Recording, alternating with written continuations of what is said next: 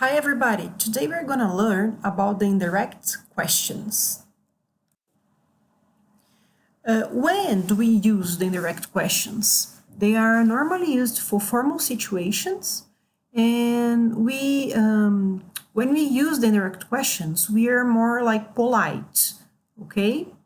For normally we don't use with the friends, but we use with people that we don't know, okay, or teachers or situations in your work, okay? Here we have some examples. It's like here you have, could you tell me what time it is now? Do you know where our tests start? I was wondering if you could help me with the dishes. I'd like to know if the price is correct. And do you know if this is the correct way? So these expressions that are red highlighted, they are special expressions that we use when we want to use indirect questions. So we start the indirect questions with these expressions, okay? Here we have some more examples of how to start the indirect question. I was wondering if you could tell me. Do you know? Could you tell me? I would like to know. I wonder if you could tell me. Can I ask you? Would you mind telling me? I'd like to know. Okay, so direct question into an indirect question. How do you make them, okay? When you have a WH word in a direct question, like the here, what time it is, or yeah, what time is it? With WH words, how does it happen? First, what are the WH words? Here, they are what, where, when, why, how, and who. So you can start the indirect question using any of the expressions I showed in red in the previous slide. And I chose some in here, like the first one. I was wondering if you could tell me what time it is.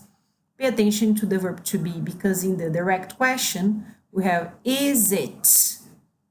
So the order is inverted. We have the verb to be before the pronoun it. In the indirect question, no.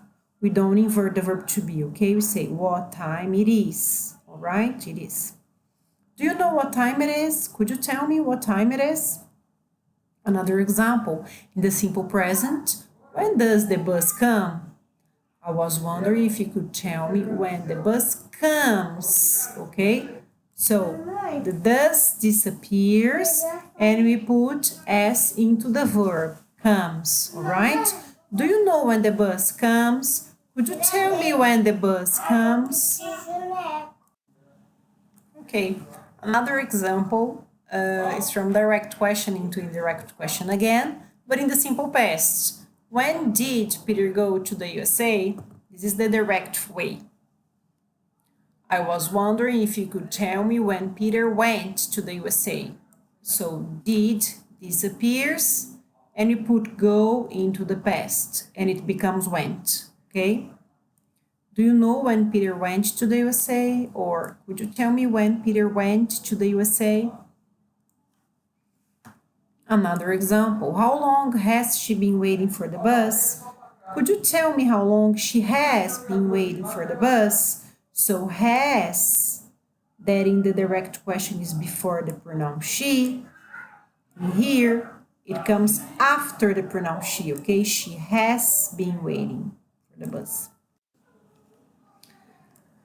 For a yes or no question, how is the transformation into the indirect question? So we have, are you married?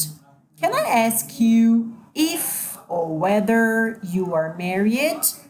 Okay, so we need to put if or whether.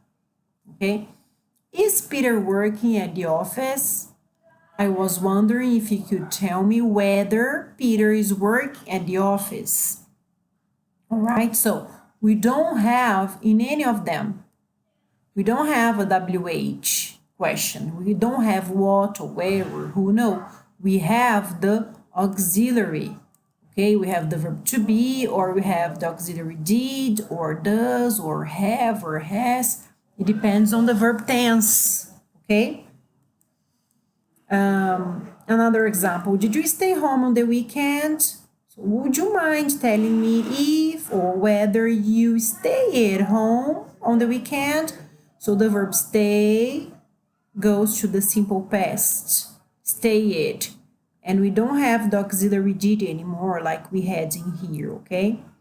Does Jane like going out? I'd like to know if or whether Jane likes going out. So if you have a sentence in the simple present with does, don't forget to put s into the verb into the indirect question, okay?